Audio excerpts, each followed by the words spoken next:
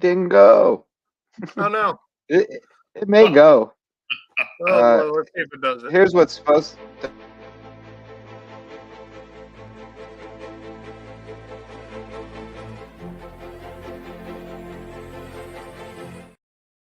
That's probably good enough, right? Just for the effect. Yeah, The Gremlins are out. The Gremlins are out in full effect tonight because the weather is a little sketch out there tonight. So we'll see how the stream goes tonight. It could get a little dicey.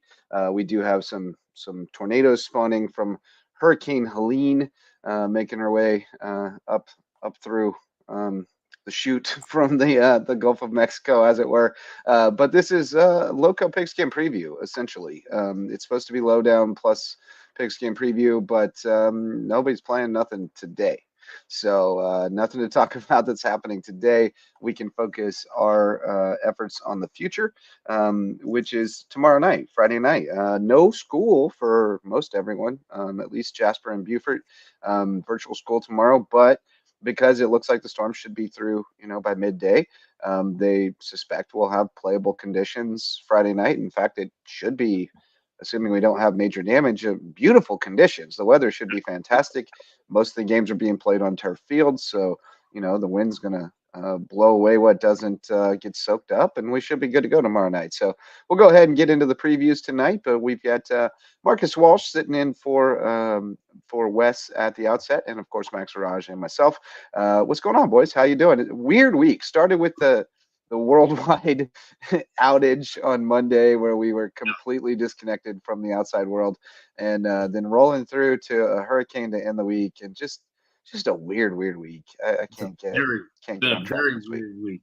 And I mean, we're looking at games all over the area that are huge on the spectrum for this week. So nothing like going into rivalry week with technology glitches and weather advisories and this, that, and the other. There was a tornado not too far down the road from a bunch of us in the Bluffton area this morning. It's been crazy. I've had a few different rehearsals, get juggling around, schedules juggling. Speaking of juggling, you had a little mishap this morning. I did. Oh, come on, man. You didn't have to call that one out. Come on. Oh, boy, I get up. It's a great day. Getting ready for Lowco. Got to get all my stuff printed off and listen to you guys from the last couple of days, catch up on a whole bunch of stuff. And I literally take about 5-10 steps here at Sam's place into the bathroom to start, the morning routine. And maybe it was because I'm talking so much football this year, but the phone literally went out of the outstretched arms or out of the outstretched parts of my fingers, the webbing of the fingers, and right into the bucket. And when I mean the bucket, right into the bucket. It was not pretty. Right in the can, and with it went your day. And actually, it started out okay.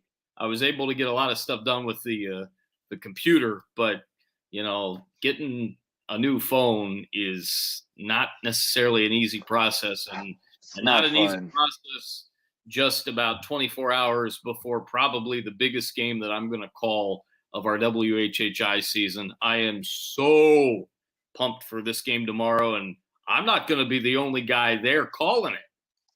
No, you won't. I will be on color commentary with my my pal and yours, Andrew Davis. Great guy. Always fun to call a game with him. I feel like I'm doing more improvisational comedy than calling a football game, which is a little bit like what you feel like when you're working with the Libs and Court, I'm sure, because they're both quite the comedians and improvisational comedians. But at that. But yeah, should be fun. And what you're referring to is the Hilton Head Bluffton game, the Bridge Bowl. One of the classic rivalries in the Lowco since 2004 or 5, whenever it was first played. Been going at it for years, and this looks like one of, I'm trying to think back, and I know there was a year when Puna was there and Bluffton was starting to get good, but there haven't been a lot of years where they were both good at the same time. Like maybe they were kind of even, but they weren't very good. You're not just talking about Right. showing a football game, because the last 2 years, we had a 4-point game last year, Bluffton wins. We had a 3-point game the year before. That game, Right. I didn't call last year's game. That game 2 years ago, I remember vividly Daniel and I calling it, and I think if memory serves, that one went into overtime. And correct. Rojas was at the 10-yard line with company, and I'm getting ready as if they're going to run the football to get it deep into the red zone inside the 10 and try to punch it in for a touchdown. And all of a sudden I see him going to kick on first down, and I just pivot. I'm like, wait a minute, he's going to try to win it right now. And sure enough, he did. 35-32, the final score of that one. And then the Libs, you were just mentioning him, he filled in for me last year and had that great 28-24 thriller with Bluffton and Hilton Head with Daniel Court and the rest of the crew. But I am so glad to be back calling this game, because I've done a ton of these, and it's just one of the best that we do all year. So it was 06 when the first one was played. Yeah, this is one of, I mean, every region game is going to be huge, but, this is the opening region game for both teams. And, this game could potentially determine what their road in the region looks like. I mean, these are two of the top, in my mind, two of the top 3 teams right now. Yep. Beaufort's going to get there, but right now, these are 2 of those 3 teams that are, in my mind, sitting as the best teams in the region. I'll say this. Sorry to interrupt, Max, but I will say this, because you just mentioned Beaufort, and this is the first time that I've been on with you guys since last week. I completely agree with you, and I know I was hard on them last week, and I thought in a way that was justified because they didn't win a game to that point, but they looked really, really sharp last week. Again, Battery Creek a ton of credit, because that was a very, very great performance just in terms of going out and giving it everything that they had, which they did. Right. They fell short late in the third quarter into the fourth quarter, but they gave it everything that they had. They've had a really good year, and Beaufort is going to be fine. They're going to be okay. Are they as good as Bluffton and Hilton Head and May River? In my opinion, they're not. Not yet, but they're going to be okay because they got their first win.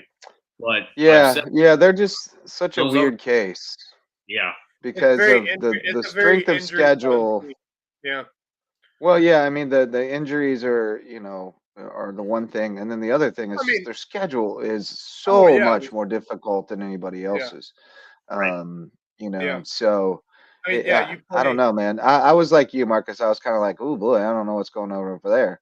But then you saw it in person, and you're like, nah, they got some pieces. They can still play ball. They started off at Fort Dorchester, who's now in the top 10 rankings, I believe. Right. No, Fort Dorchester's been struggling recently. Actually, they've been getting blowed out. Okay. All right. Well, I must have seen something else. But you go up and play Fort D. You lose a really tight, close game, which ended up, from what I'm hearing, was an absolute classic of a game. Then you go home and you play Greenwood. Now, Greenwood is a premier football program in South Carolina and has been for many years now. You have to play them at home. They're a 5A school now. At one point, they were one of the top 4A schools in the state. You play at home against a 5A school that's always going to give you a fight, and usually it ends up being a really good team from Greenwood.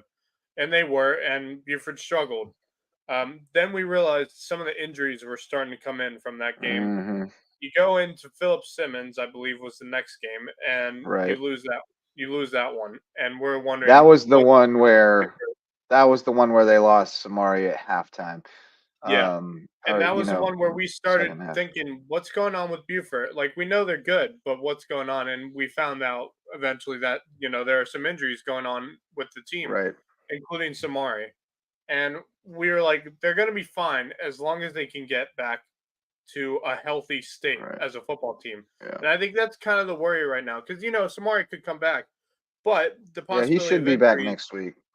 Yeah, the possibility of injuries, they got the week off this week, which is very nice. I think it's a great spot for them to have a bye week.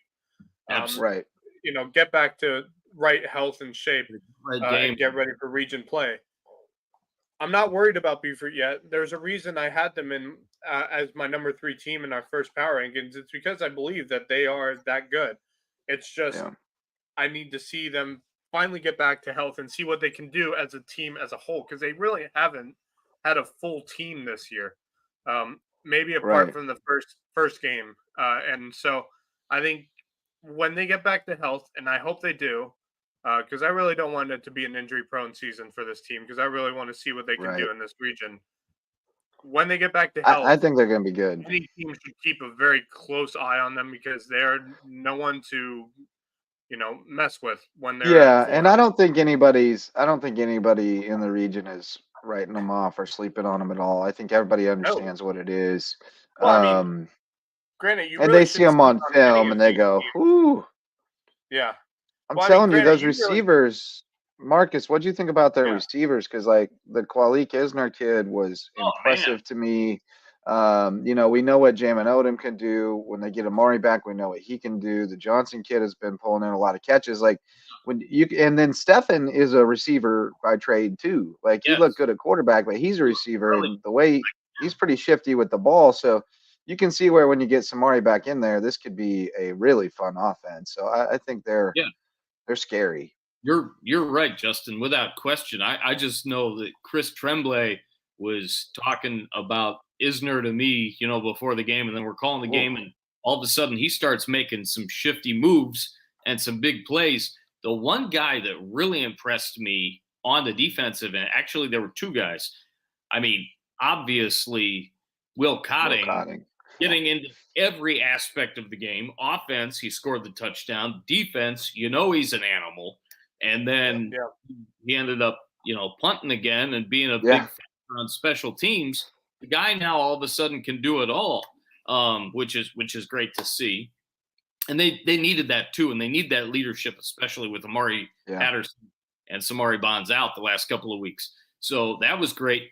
But I forgot, and maybe I didn't really even see it, especially last year when we called them against Hilton Head. I forgot how good Jamin Odom was on defense. That guy was lying. I don't know how much defense he played last year. I think he did some, but yeah, he's playing very well over there. He's a great athlete. Yeah, I'll say this, like, we talked about it last night. Like, with this region, not one of these teams is a team you don't want to, mess with, because even Colleton County's got a strong team. They've just had a really tough out of region play this year. They've had a pretty tough schedule this year. They've had some tough opponents, including Hampton County. I think Colleton County is the team that people need to keep a close eye on. Bishop England. My goodness, I didn't expect Bishop England to be where they are right now. They're really good looking right now. I saw some of the film from really their game. Good looking. I saw some film from their game last night, I think, because they played last night. I saw some of the film, and I said, "Oh boy, they beat Woodland." They beat Woodland. Like I was like, "Oh, okay." I mean, they should. It's kind of like when Hilton Head beat Hampton, right? Like they should. Yeah, they should. But still, did everybody think they would? I did. I mean, the other thing was like how much they won by too. Like they didn't. It wasn't like a super close game either. I mean, it was a good game, but they won pretty handily. Yeah. Yeah, they did, and I think with what I saw from film, I'm saying, oh, okay, Bishop England's in the talk right now for with the rest of them. And that's the crazy for part the top. Like, they're in the mix. They're in the mix. And the crazy part is not one of these teams are out of the question when it comes to who can come on top of this region, even Colleton County. Right. Right. Like, I mean, I don't know. I mean, I think if you polled people like who's going to win the region, it would still be pretty all over the place. You'd still get quite a few Beauforts. You'd get a lot of May Rivers because of what they've done. Hilton Head's done enough to warrant some votes, and Bluffton's offense is good enough that you got to think they got a real shot. And then Bishop England is absolutely in the mix. I think I would say Colleton is probably not a team you think can win the region, but they can play spoiler to some people. But I think the other five are legitimately in the conversation. Yeah. So, I think it could go a lot of different ways. But looking at the Bridge Bowl history, it did start in 06. I covered that first one, 10-0 Seahawks. Hilton Head won the first 4, and then it swung back under Ken Cribb, and Bluffton won 5 in a row. Then Hilton Head took 3 in a row. Then Bluffton won, Hilton Head won, Bluffton won.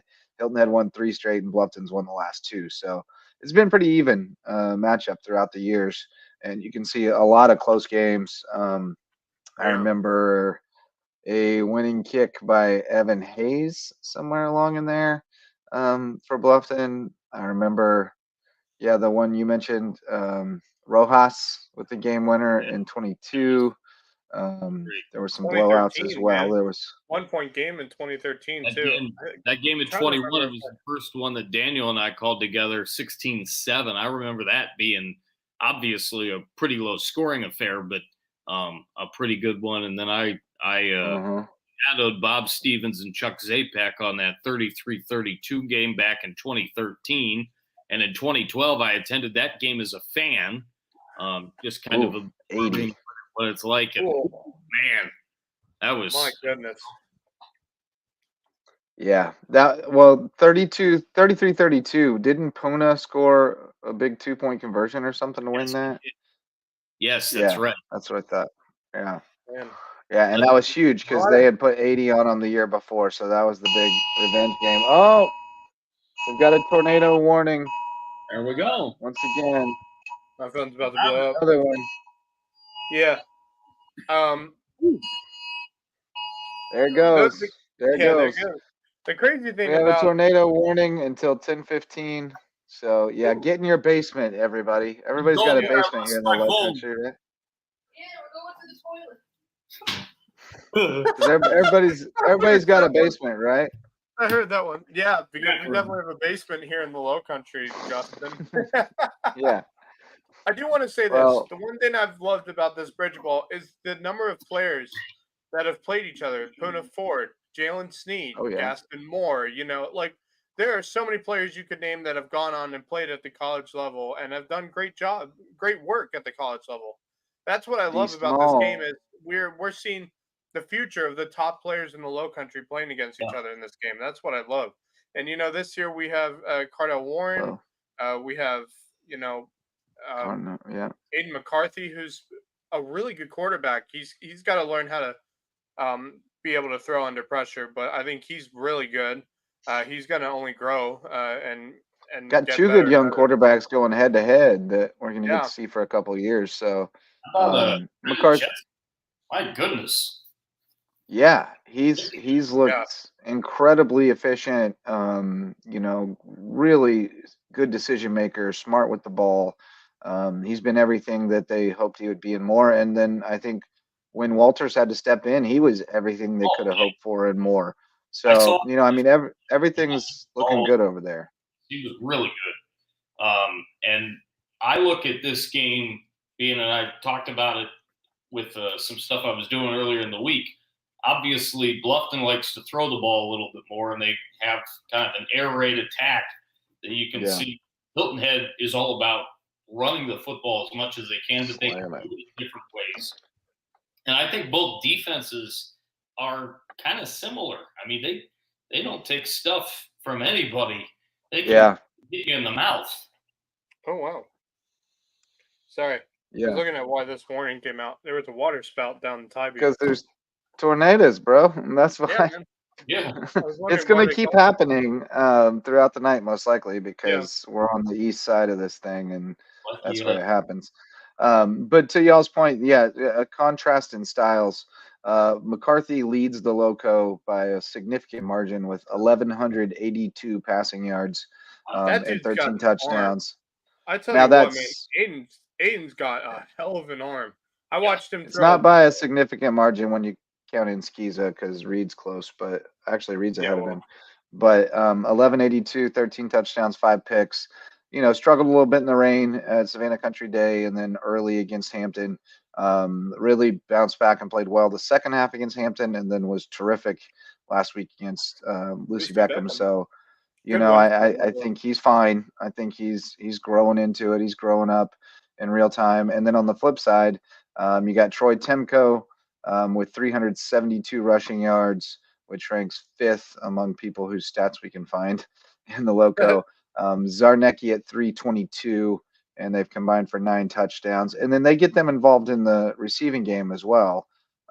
So, they've done a little damage over there with their screen game and stuff. So they've got some real weapons on offense. For me in that game and tomorrow night, one of the core key players for that game tomorrow night for me is Cordell Hawley for Bluffton. Yep. If he can run the football well, that's going to help that offense tremendously be better as a whole. Because he ran well against Lucy Beckham, and they were clearly better, as a team when Cordell runs better. Cardell Warren is, always going to be a factor, even when you get double teamed on by any team that plays you.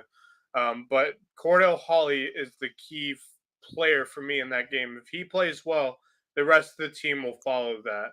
So he's had a good season so far, and he's been a shock and a surprise for me. And I've really enjoyed watching him play the last 2 games between Hampton and Lucy Beckham. I don't know much about that kid. Yeah, well, he's a sophomore. He's a sophomore, You'll find out on Friday night, man. You'll find out. He's been really solid, averaging 6.1 per carry, 406 yards, 3 touchdowns on 67 carries. Been a workhorse.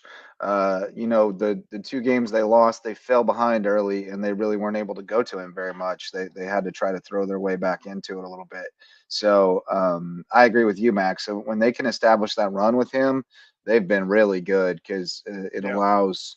It forces the defense to kind of stay back and stay honest, and then McCarthy's got time to survey the field and find somebody. When they're not able to run it and they're able to pin their ears back on defense and get after him, that's when he'll sometimes make a mistake and either hang on to it too long and take a sack or throw it up for grabs. So obviously I'm sure that's something they're working on with him is the decision making when he's under pressure, he's under heat. Right. I think we'll see him continue to improve in that regard. But anyway, sorry, I just got a text. This should be a good game. I think it's really interesting. I don't know which way I would go with the pick, and I know Marcus, you won't pick it when you're calling it. I don't know. What's that? I said I'm you don't know. Pick it because I don't know. I expect a thriller. I think it's going to be really, really good. I guess based on my power rankings, I would suggest that I have Hilton Head ahead of Bluffton, so I guess I would pick them.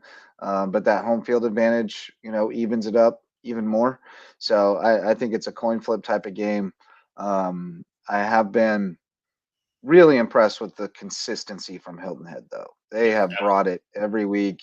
Even in the loss to James Island, they really competed well in that game, and they just haven't let up at all. So, I guess that's where I would go if I were a betting man. I'd say Seahawks. But Max, who you got, buddy?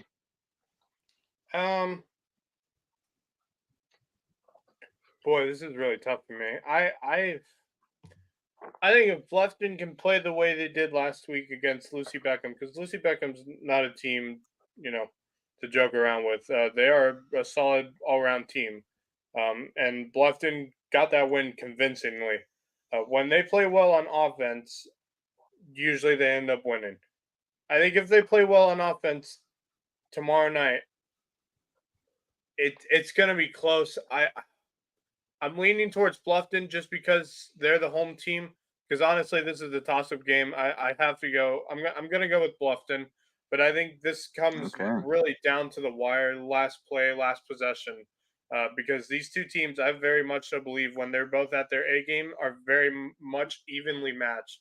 And I like how both teams play. So I'm going to go with Bluffton, but this is a one-possession game. It's a big game for Bluffton, too. This weekend, they're celebrating their 20th anniversary as a school. And there's a whole lot going on during the weekend for that. And if I can just allude again, first time I've been on with you guys since last Thursday, I just allude to what Hilton Head and Bluffton both did. The main reason that I took both teams last week, I admit some eyebrows, especially the Hilton Head pick, was because those two teams who we've been talking about a lot, along with May River and with what Buford has been able to do, obviously getting their first win last week, they needed those wins. And I just knew with the fact that it was a home game for both, that they were going to step up and they weren't going to, they may not have won the game, although they both did, but they were going to step up and they were going to give it an A+ effort. And clearly they did. Because they both won against pretty daggone good competition and not by just a few points. But they won handily. No. And that's perfectly for this matchup that you and I will see tomorrow night, JJ. Yeah, it's going to be fun, man. It really should be good. Again, they're both solid this year. Both have really good teams, talented teams, but still evenly matched. So it's going to be fun, and they're both riding high, like you said, from last week. But I'm amazed that you can accurately predict the performance of teenage boys. Because that's an impressive talent. There's a lot going on in their lives. You never know what can derail them. But they did both give terrific efforts last week. Hilton Head. Both of those results were pretty stunning to me. Not that Hilton Head won, but the margin by which, and not that Bluffton won, but the ease with which they just poured it on them early. So yeah, I guess I'd lean Hilton Head, but I think it's a super even matchup. Keeping it in that region. Obviously, last night we had one game: Stratford 41-14 over Colleton. That was a non-region game. There's also one other non-region game. Buford's off, but May River is at Georgetown tomorrow night. Tim Alonzo going to be up there hanging out with some college buddies after the game. So this one, to me is a pretty easy pick. But you've got the road trip involved. It's a long trip. You never know how a team responds to that. You've got the classic trap game type scenario where May River's got the 4-0 record, the non-region game before they start region play next week. They're on the road for the first of 4. So there's a few factors here that could make this interesting, but Georgetown, a 2-2 team that has not been very strong the last few seasons. They have not played an especially good schedule. Only good team you would say on there is Andrews, and Andrews hammered them. So I think May River rolls on the road. I think that ground game will pound them early, and they'll get a big lead, get that clock running in the second half. I'll take May River by like 35. They win big. Yeah, I'm thinking about the same thing. I'm hoping to get out next week, since we don't have a game, and see them at Colleton County. May River's going to roll. They're going to roll by at least 35 points. That offense is doing some great things, and they, like Bluffton and Hilton Head and Buford, they're not afraid to hit anybody in the mouth. May River rolls. No. Yeah. Yeah. I think so. Remember, they are coming off a bye week, so they're fresh. They're ready to go. Yeah. So that's another factor. I'll take May River by more. I'll say 42. Yeah, I think that's quite possible. I think they could blow it out pretty bad. They'll be ready to hit some people too. They like getting after it. They're fired up. Waiting a couple weeks. They're mad too. They dropped a spot in the rankings. They didn't even play. Dropped a spot in the rankings. They got to be mad about that.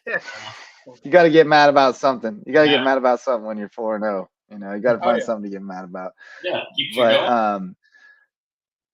They're probably mad that we're talking so much about Bluffton and Hilton Head this week. Why aren't they talking about us? You got to make the bulletin board. Get a moment out of this guy coming up, because I haven't seen him in person this year, and got a couple of big games with them against Bluffton and Hilton Head in the next few weeks. So really looking forward to seeing the May River Sharks, who I touted as possibly being the best in that region. Yeah, agreed. Yeah, I agree. From what I saw, the game I watched them play against Brooklyn Casey. That Brooklyn Casey was no match for them. But I will say, it's good to see May River back the way May River football was at one point, being able to win games with ease. And I think this team is really solid. I mean, for me right now, they're the best put together team in this region. Bluffton Yeah. and Hilton aren't far behind them. Beaufort's going to get up into that conversation. Bishop England is also in that conversation now, but I think Yeah. May River, out of all those teams, I think May River right now is the best looking team. And I see no Yeah. reason why they don't win this game. Oh yeah, they should win this one big. We've got another Lowco on Lowco matchup that Beaufort's own will have the broadcast. Whale Branch at Battery Creek, another one where it is dead even matchup in my mind and according to our power rankings. They're right there next to each other. It's a rivalry game where you typically throw out the records anyway. Battery Creek should have Derek Smalls back. I'm not sure about Damien, or anybody else, but they've got some firepower regardless. Smalls is huge though because he makes Yes. plays in all three phases, and so he's a massive playmaker, game changer. Man, I got this one dead even. I don't even know which way I'm going. Whale Branch's offense has It's not been inspiring. It's at Creek, yeah, and I think for that reason I'm leaning Creek, just because it's such an even matchup. I'll go home field, I think, but I could see it going either way, definitely. Matter of fact, You saw Creek last week, Marcus, so yeah, yeah. I'm going to take Battery Creek, certainly with the fact that Derek Smalls plans to be back. If he would have been in against Beaufort last week, that would have been a closer game, without question, in my opinion. With what I saw out of Creek and what I've seen out of them so far this year, 2-3 on the year, have a chance to get back to 500, have a chance to beat a rival, and you might argue the biggest rival that they have, just because of how the two teams kind of size up in comparison. I think Creek at home can win by 10, 14. Whale Branch, really, I wouldn't count it past them. I think that obviously we talked about Whale Branch a bunch. I talked to Coach Hatcher at Media Day, as did you, JJ, and Whale Branch has a lot of talent. They're a really good football team, but they just have not been able to get it done this year for numerous reasons. And I think the momentum will continue on the side of Battery Creek. I'll take Creek by 14, 2 touchdowns at home. Okay. I actually agree with Marcus here. I mean, these two teams are evenly matched, but Battery Creek at home, they've been actually, in my opinion, the better looking team out of these two teams so far this season. No question. I don't trust Whale Branch anymore. I really don't. I had faith in them at the beginning of the year, especially when they played Hardyville. Like, I was like, okay, they're getting back on the right foot. Big win by a landslide, and I was like, they're off and running. And then they barely beat Ridgeland technically, because that first half was just kind of they beat them pretty bad. It was like they beat them 35 bad, to but 12 it or was something. also but that first half. But it was a weird game. It was a weird game. I never knew what to think of that game when I was there. Then you lose 2 in a row to Woodland and Philip Simmons, and not by badly. Yeah, just really bad. And that offense, that running game, it's just not there. And I can't trust that it's going to be there anymore.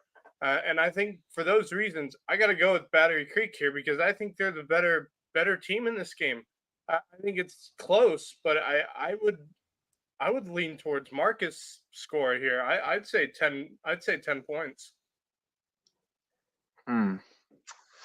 Yeah, I think it's really close. I think it's really close. I think Whale Branch is a little better than we're giving them credit for. Although, to be fair, Hardyville's struggling and Ridgeland is, also struggling. So like the 2 wins they've gotten are over struggling teams. But then again, Battery Creek's wins are over JP2, who's winless in Skeeza, and what's her name? Bethune-Bowman, who's just dreadful. So, I'm just not entirely sold on that. I'll put this out there. I'll go Creek, but I think it's real close. I'll put this out there. Whale Branch has the talent, but they don't. No question. Yeah, they No have the talent, no question. question, but they just haven't.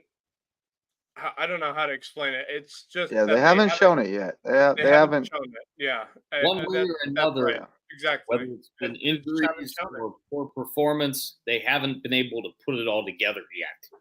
Yeah. And if this was Yeah. 2 or 3 weeks ago and we're still in non-region play, I wouldn't be as concerned. But Battery Creek has shown that they are a much better ball club than they've been in the last couple of years. Oh yeah, Yeah, 100%. that's for sure. Twice in person, and I think they look really good. And from what I've heard, just with the fact that Whale Branch has not been able to put the right pieces together yet, it's all. And if it was a home game for Whale Branch, maybe that would change my opinion a little bit. I think home field advantage does matter in just about any game an awful lot, especially in football. But I just like the momentum that Creek has right now, and Ed Susie's doing a hell of a job with that football program. I noticed a change in him and a change in the attitude of that team from day Yeah. one at Media Day last year to day one at Media Day this year. It was night and day difference, and it Yeah. showed on the field. Yeah, it was Yeah. night and day difference, and Derek talked about that when we had him on, just about how this team's the vibes are so much better. You know, everybody's so much more bought in, and you can see that on the sideline on Friday night too. I do think, yeah, I don't know. I start getting nervous when y'all start poo pooing Whale Branch that they're gonna come out and just Well, maybe donkey that's what slap they need. somebody. Maybe that's what they need. We did that to them. We did that to them before the Hardyville game after the Bluffton We game. We did. did that to We them. We love did. Maybe that's the right move to make if you're Whale Branch is to listen into our show Yeah. and see what we have to I say. guess about what I'm saying is like I can see a version where Battery Creek wins this game, but I can also see a version where Whale Branch comes out and just punches them in the mouth and they just never Agreed. recover and it gets ugly.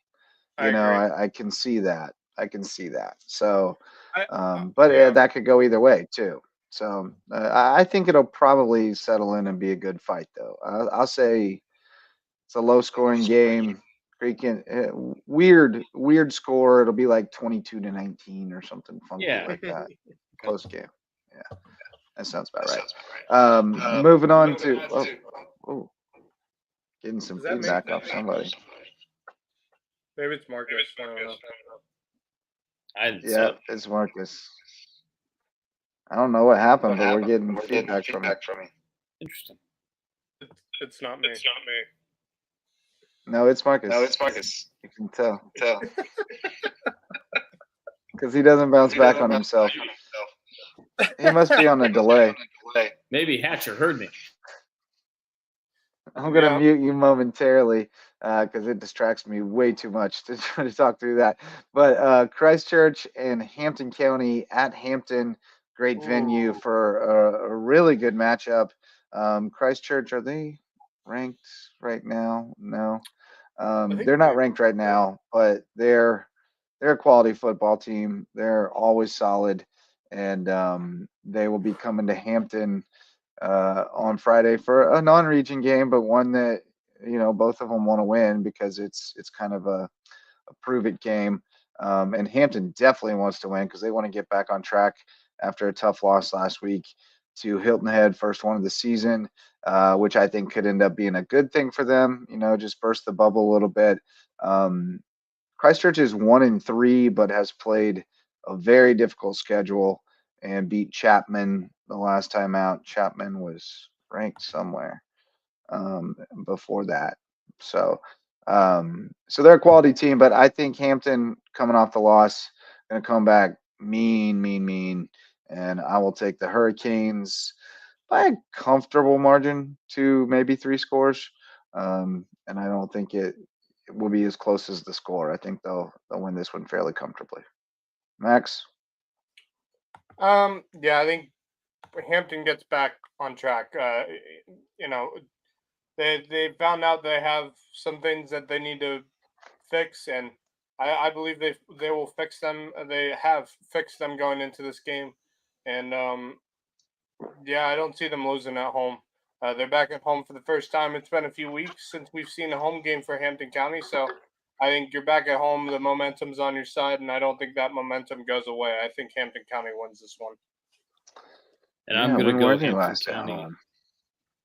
I'm going to go Hampton County as well. I just think that coming off that game last week on the road, they have another home game coming up, and they still are really good. They're actually a lot better than I thought they would be, having lost Dobson. I like Hampton County by a fair amount. Good couple scores. Yeah, you're right, Max. They haven't been home since that Allendale game that they had to Yeah. end early.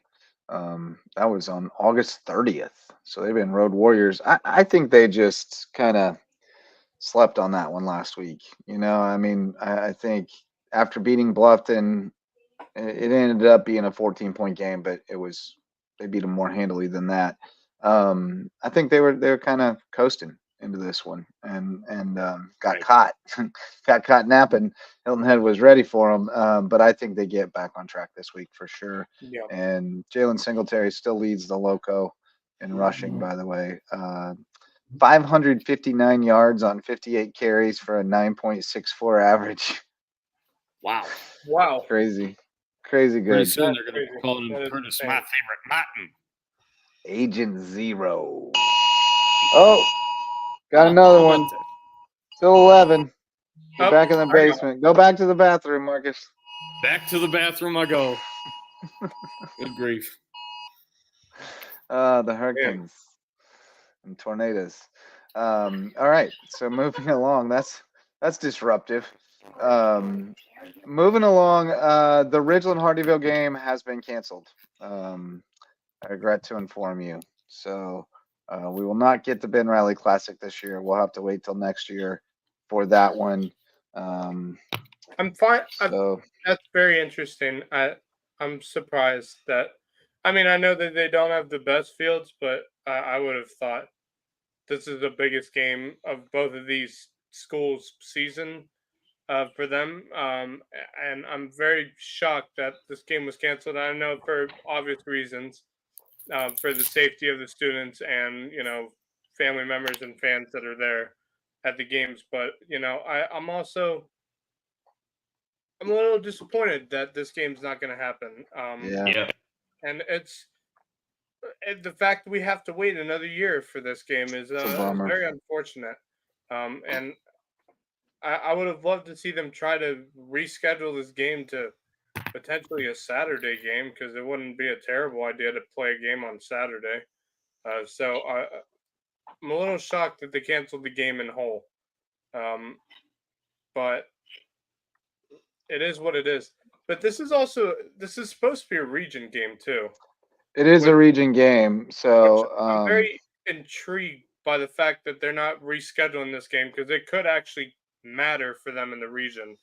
Like we well, mentioned how important this game could potentially be for both schools. right. So it says on the Jasper County homepage that it's due to weather conditions. But I don't know what's happening there. If they're rescheduling or it didn't say reschedule, it said canceled. But I would assume that. So yeah, I don't know. I'll get more information tomorrow, I'm sure. I just saw that pop up and my principal said it was off. So so that one is off the table. There's one other one off the table. Thomas Sumter bowed out against Thomas Hayward. Thomas Hayward 2 weeks in a row has had their opponent cancel on them, and Sumter citing the dangerous travel conditions tomorrow. Because we definitely know that it's going to be dangerous travel conditions tomorrow in the future. Yes. So yeah, Yeah. that one Banner is going to be a roadblock for them. Yeah. yeah, that piqued my interest. I was like, wait, and we need to make this decision today? The store hasn't made it here yet. Where's the roadblock on the way there? Is it Yeah. like Antonio Banner Drive or what's going Yeah, on? right. On the Yeah. way Nick to Harvey Robertson Beach. Way. So they're not happy. They just want to play. I know that's you know. very disappointing for Thomas Hayward. I mean, yeah, they get 2 weeks off, but we saw what 2 weeks off could do to prep. They were off 2 weeks, and Right. they go back into a game and they just weren't fully back into it. If you're off for too long, it could could affect your team not being fully ready for a game after being off for 2 straight games, 2 straight weeks. So it's unfortunate for Thomas Hayward. I was hoping they'd try to find a team who'd be willing to play for them, play against them. But things happen. Whether it's a problem, I guess I don't know. And so I think with Thomas Hayward, I'm not worried. They're going to be fine. But I would have loved to see them get back on the field and play a game because they've been really exciting to watch this year. I'll say this too. Last year in that playoff game that I was at, I think the one that they lost, I think it was against Lee, if memory serves. Yeah, they lost 34-19. That was the first time that I had been to Harvey Beach Stadium in about 9 years. I think I actually called, maybe it was an independent bowl between Hilton Head Prep and THA or something for WHHI back in like 2014. That is a really, really cool environment. It is. There at Hayward in Ridgeland. It's really cool. It's really awesome. Sam they got some Patrick Henry football game. They got some banging barbecue. Oh. You got some of that barbecue. Yeah. That barbecue truck comes in from Hampton, and it's about as good as it gets. So good. A little bit of this, a little bit of that. Oh, delicious. Good. Bennett's, right? Bennett's Smokehouse, I think. So I can't recall what the good. name of it was. That does not ring a bell with me. I remember they showed up for think when I that's was it, playing though. middle school football. I was playing a middle school football game at Thomas Hayward back in my days in middle school, the great years of middle school. And Bennett's Barbecue showed up for a middle school football game, and I could smell that on the field. I'm like, I'm getting hungry, but I also need to focus on this game. Why are you all doing this to me? I know you all. I'm like getting the hungry strategy just thinking about that smell. I remember seeing Sam Good and, stuff. and Marcus getting their barbecue, and as I was smelling it, like, it smells so good. But yeah, no barbecue at Harvey Beach on Friday because That's Thomas what y'all Sumter should do for WHHI games. bailed out. The tussle of the Thomases was canceled. I just thought about this. You all should do like a segment during the games where y'all like introduce like Sample the some of food. the best food from each game and stuff like that. We've Sample been known to do that. It's kind of funny. We've been known to do that for various segments of like Talk of the Town and stuff. I was filling in at the front desk one day for Lisa Richardson, and one of our great news anchors, Robin Zimmerman, was doing Talk of the Town, and not Java Burrito, Underground Burrito was there. And they were there like at 9 o'clock in the morning. And Robin was just like, I don't feel like eating burritos and meat at 9 o'clock in the morning. Marcus, you want to come in and sample some of this stuff? I'm like, you don't have to ask me twice. I'm all for it. You don't feel like eating a breakfast burrito for breakfast? What is wrong with you? It was like brisket. It was a regular burrito. Yeah. Who cares, man? It's a burrito. Good. If it's Dude, a I'll eat a burrito and burrito you're for eating it for breakfast any breakfast, day it's a of the breakfast burrito. Yeah, I guess man, there you go. I'll just get my like frozen bean and cheese burrito in the morning. Get me going on the day, man. Come on. I love a Really breakfast good. burrito. Love a Oh breakfast yeah, burrito. dude, breakfast burritos smack. Yeah, But anyway, back to the football Yeah. games. We've got Pinewood Prep at Hilton Head Christian. That is where you will be, Max. Donnybrook of a game, one that we circled before the season even started as the one that will probably decide the region title and go a long way toward seeding in SCISA 3A, and quite frankly, probably like determine who the favorite is going into the playoffs if everything else breaks the way we expect it to. I hate to pick against Ron Peduzzi and Hilton Head Christian Academy. That's a dangerous game and would not work out in your favor over time. But man, this Pinewood team looks pretty good. I think it's going to be a fairly high scoring game. I'm withholding my pick until I hear more from you boys and do more research. The game's at HHCA, correct? It is, yeah. Yeah. I'll take Cage. HHCA by a field goal. I think that they are playing really well.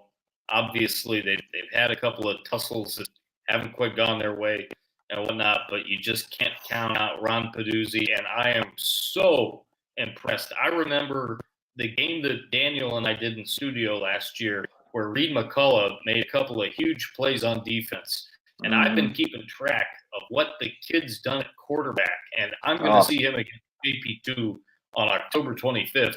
I can't wait. I mean, that kid has just been playing absolute lights out football, and I don't know if he still has had a whole lot of plays on defense, but I have no doubt that he can still play at that side of the ball too.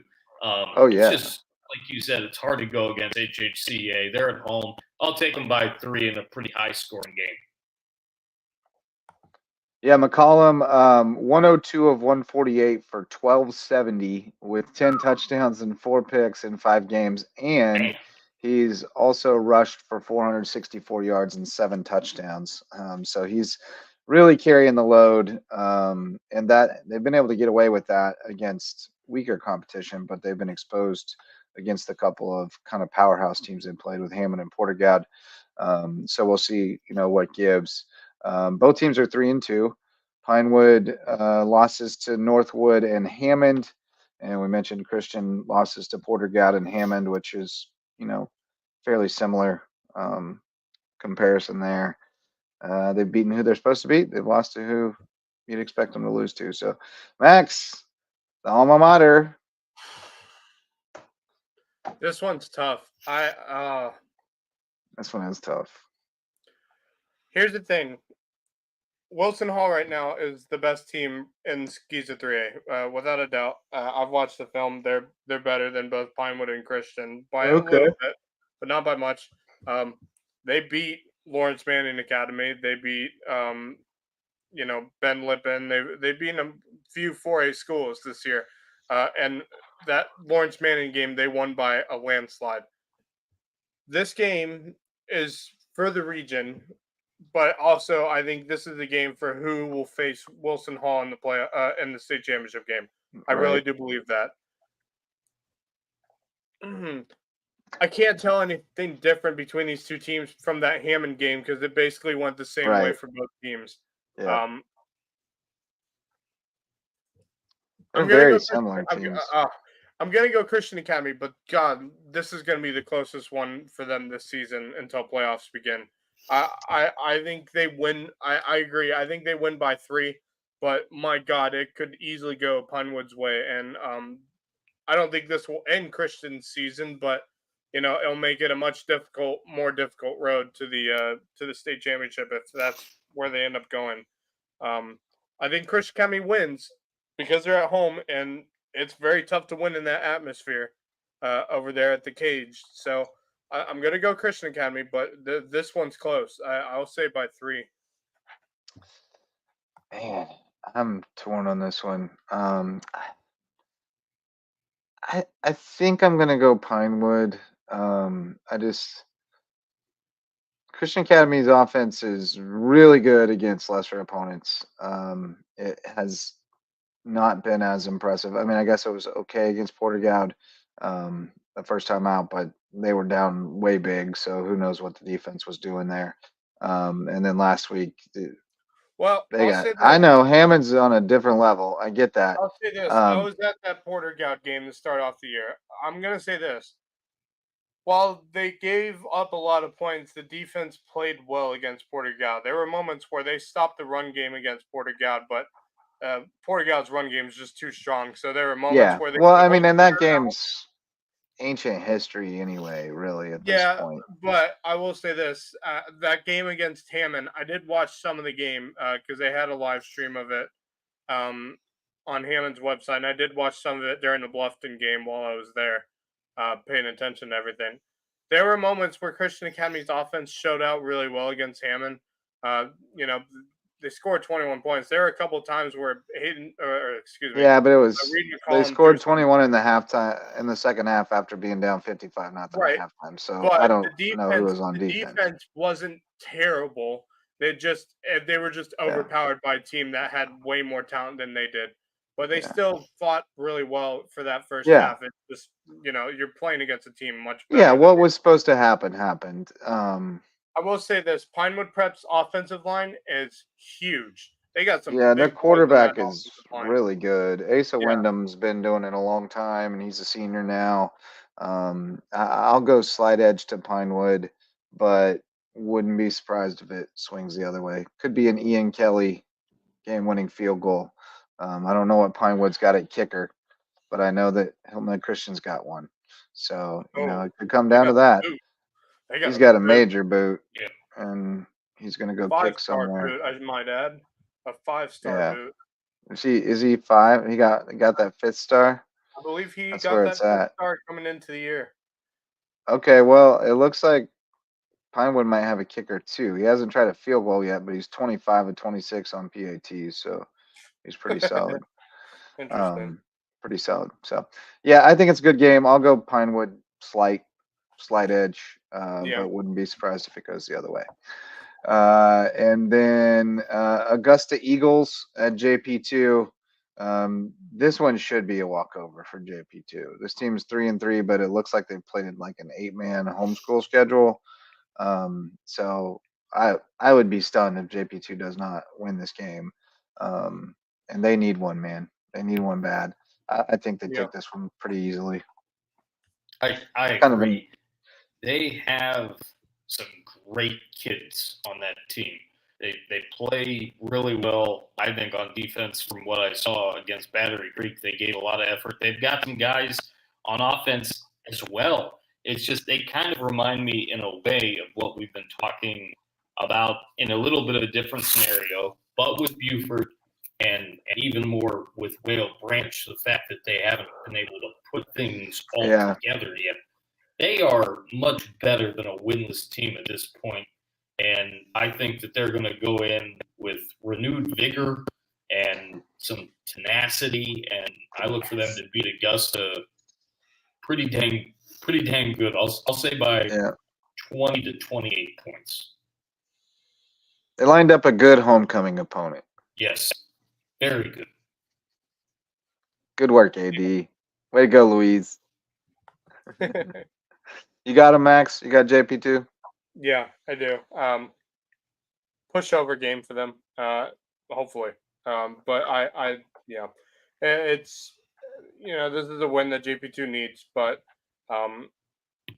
not the game you would want to get a win here. I mean, yeah, you would want this one, but you also wanted to at least have one other win coming into this game. So, while I don't trust their offense, I think in this game it's going to be a piece of cake for them. So, I'm going to take JP2 by quite a bit. Alrighty. Then we've got Hilton Head Prep Afternoon Delight at Sea Pines. I saw a 5 o'clock start on Max Prep, so I assume that's what's happening. Against Dylan Christian with the weirdest record in the country. 1-2-1. So they lost a close game to Florence Christian, who must be down a little bit this year. They tied Lee 7-7. I don't know how. They beat Carolina Academy 34-6, and they lost to Trinity Collegiate 19-0. So it's hard to glean too much from that. I expect this to be fairly competitive, but again, Hilton Head Prep been pretty inconsistent. They beat St. Andrews, and played pretty tough against BA. But then they came out and laid an egg against Bethesda, although Bethesda's been rolling people since then. So I don't know for sure what to make of Hilton Head Prep.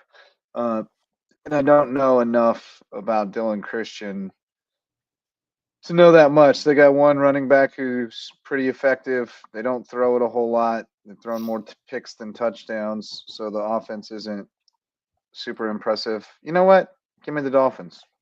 Yeah, I agree. Home game, they've looked impressive in some games, including that win that they had a few weeks ago. They've had a couple of weeks off with some janky kind of stuff with the scheduling, and they're going up against a team that, like you said, JJ, we don't really know about. I'll go Prep. I'll go Prep by 10.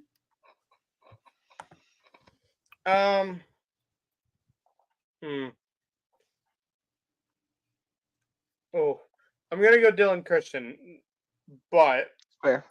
I make it close. I'd say 3-point game could go Prep's way, but I think Dylan Christian's had a tougher schedule at this point. I think maybe I don't know. Yeah, yeah. I think that's true. So I think Prep makes this close, but I think Dylan Christian has a bit more talent at the moment, to where I think they'll come out with the win, but it make it close. I think Prep gives them a fight.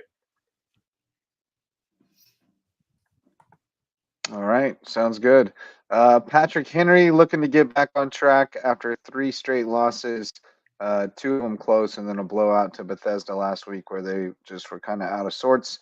They go to Faith Christian up in Somerville, the team that declined to play a region game against Thomas Hayward last week, which was interesting. Faith is 1-4. They pulled off the big win over AJ in the first game of the season, which got my attention. I was like, oh, whoa, are they good? But turns out AJ is not very good. They lost badly to Carolina and Dorchester. They lost a close game to St. John's Christian, who's not very good this year. And then they forfeited to Thomas Hayward. So I think Patrick Henry's getting right. And I think they're probably taking out a little frustration on the boys from Faith Christian. I'll take Pat's on top big. Yeah, Patriots are going to get right. You're right. And the Stricklander is going to be, I'm sure, really ecstatic. And good old Blue. I like the Pats big as well. Well, it's a road game, so Blue's going to be happy when he gets home regardless. But there you go. Where have you been? I thought you left me forever. You know how dogs be. Max, you got the Pats? Too. Yeah, Cats too. Yeah, I got the Pats. I think they win this one. Get back in the win column. That's what they need to do, and I think they will do it here. Yep. We got another Lowco and Lowco Donnybrook slated over on Ladies Island. Colleton Prep at Buford Academy. Jimmy Searson going to be at that one. He'll report on that one for us. Another really close, evenly matched game for me. We all have BA a couple spots ahead of Colleton Prep in our power rankings, but you know, we've talked about how thin the margins are in that region. So, you know, I think this is a pretty evenly matched game. The news we learned last night from Jimmy that that Walker Bryan is out definitely is a factor. Tanner Wolf stepped up last week, but Walker Bryan is a dude. Buford Academy's dude, as far as I know, is healthy. Nick Underwood.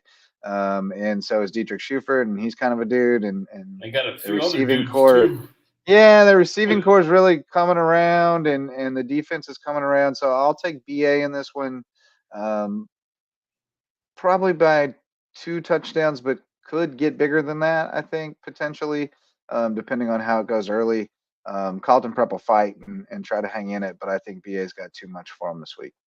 I completely agree, Justin, without question. I can't wait to see BA. It's going to be, you know, one of our final games of the year against Thomas Hayward. But I really think that Buford Academy has been playing really well all year long, and they look to continue to put the pieces together against this Colleton Prep team that is undermanned at the moment. I like BA, and I think it'll be, you know, a few touchdowns, could be more into the fourth quarter as Colleton Prep starts to fade a little bit. Max? I think Colleton Prep keeps it somewhat close, but I think BA is. Oh man, it's tough for this one. I think BA wins this game. I think it's a touchdown difference between these two. I think it could be a close game throughout the entire game because Colleton Prep has played much better since the loss against Thomas Hayward. So I think they're back fully healthy for this one. I think they're going to keep it close, but ultimately, BA's at home. That atmosphere is pretty amazing. So Yeah, I'm gonna take BA in this one, but again, 7-point game, another close one for them. All right. Well, that is it because I just realized that the other game on the slate that we were going to preview was played last night. Jefferson Davis 70, Cross 12. So JDA takes the season sweep from the Stingrays. No winning streak for the Stingrays. They got the 1 dub. They did put up 12 this time, though. They got shut out by JDA the first time around. So they get a rematch with Kings next week. And then they've got a few more before they get back to Conway Christian to end the season. I know they're looking forward to that one. To Cross finally getting that first win. Got that dub. I think they're gonna make the playoffs if they beat Conway again. I think that's I think 4 out of the 5 in the region make the playoffs. So Let's do it. I think they'll have to go on the road to the number 1 seed. So it could get ugly, but wild times we're in. Cross is gonna make the playoffs. We did not. I did not. I should not absolve. I should absolve you all of blame. I didn't read any sponsors tonight. I don't know. I was off my game tonight. But our sponsors who present this thing, our all-star sponsor, Mickelson Law Firm, is our original sponsor since 2017. They can help you with all your legal needs in downtown Bluffton. They're our official real estate closing attorney and presenting sponsor of our Hilton Head Christian Academy coverage, and we appreciate their support from day one. Our MVP sponsors, Base Hit Life. Go check out their baseball and softball apparel at basehitlife.com. I'm sporting a Base Hit Life design tonight. Baseball state of mind. Go check it out, basehitlife.com, and live your best base hit life. Homegrown Home Inspections, our official home inspector. They'll check on your home and make sure it's a great investment, and they'll check on your new build every step of the way at Homegrown Home Inspection. Hospice Care of the Low Country, providing hospice care, palliative care, and free grief counseling at Hospice Care of the Low Country, where it's not about dying, it's about living. Our varsity sponsors, DDS Web Design, DDSHHI.com, Parker Law Group for legal needs in Colleton, Jasper, and Hampton counties. Dr. Ambrose Cole, our official chiropractor at Rooted Living Wellness in Bluffton, and Reverence Wrestling Club, our official wrestling sponsor and presenting sponsor of the Lowco Grind. And finally, our Lowco Booster Club, Court Lifestyle Pros, Eagle Creations, Jay's Barbershop, Barefoot Floor Care of the Low Country, Hudson Seafood House on the Docks, and Hurricane Sports Cafe, as well as the USCB Center for Hospitality, Low Country Tourism Education. Those are all of our sponsors who make it possible here at Lowco Sports. We appreciate them. Great slate of games tomorrow night, boys. Parting thoughts before we go? Yeah. I got one. After a 16-year career, Derrick Rose has decided to retire from the NBA. You know, what a great but also tough career that he had as an NBA player, from being the youngest MVP in the history of the NBA at one point to, you know, having a terrible ACL injury and trying to work his way back up. And, you know, he was never quite the same, but he was a great player for all 16 years of his NBA career. And I wish him all the best of luck in his future endeavors, whatever that may be. And I'm will always love watching Chicago Bulls highlights of Derrick Rose. Oh, man. He was special. He was really special before the knees went, and then it was incredible that he was able to come back and be as good as he was after, because everybody thought he was done, you know. So I didn't realize he was still playing, to be honest. Somebody mentioned that today, and I was like, wow, I thought he already retired. But yeah, great player. A lot of heart. Memphis. He was good at Memphis too. Yeah, he was. All right, Marcus, what you got, buddy? You have a couple of cats, don't you, JJ? I do. Lilo and Stitch. Indeed. Well, got a couple as well. Got introduced very early on to Sam's little girls, Penny and Amy from The Big Bang Theory. Okay. And that's where she came up with the names. And we talked a little bit about pets earlier on, but they're eating the pets. How amazing is it to have just unconditional love from a pet? Right. And until I got to hang out with Penny and Amy, and Kevin Libby actually had a couple of cats prior. You know, I actually forgot what it was like, especially having and being around indoor pets. I was around outdoor pets on the farm back in Canton, Ohio, where I was originally from. They couldn't care less about you unless you had some food. It's something else. And you know, being able to come home and see them, and you know, see them happy that you're home, it means a bunch, and helps the tough days go a little bit better, and helps make the best days even better than that. Amen. But then you got to scoop that poop. Yeah, well, that sucks.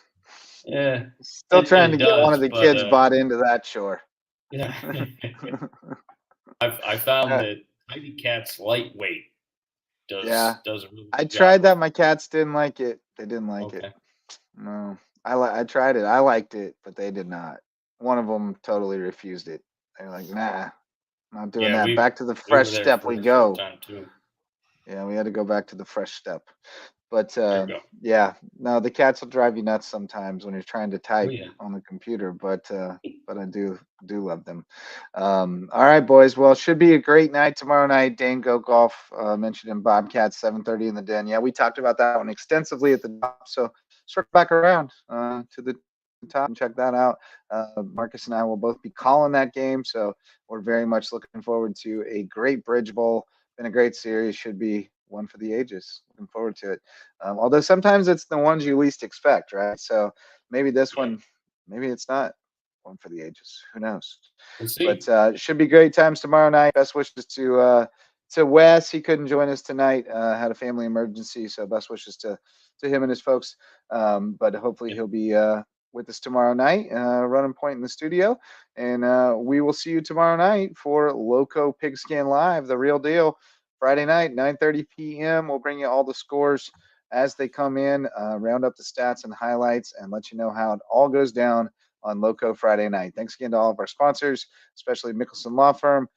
Thanks, Marcus Walsh, for rolling with us tonight. Always a great time. Max, you're the man. Absolutely. Appreciate you. Thanks to everybody who showed up to listen or watch, and we'll see you tomorrow night, Lowco Friday night. Be safe in this storm, y'all. I'm going to take down the trampoline before it blows away, and we'll see you tomorrow. For Marcus Walsh and Max Arraj, I'm Justin Jarrett. Go Lowco. The Lowco Sports Lowdown Podcast is a production of Lowco Media LLC and LowcoSports.com, an independent media outlet providing grassroots local sports coverage in the South Carolina Lowcountry. We are sustained by community support from sponsors and patrons like you. Get in the game with a monthly pledge of $1 or more at patreon.com/LowcoSports to keep us going and growing. Go Lowco.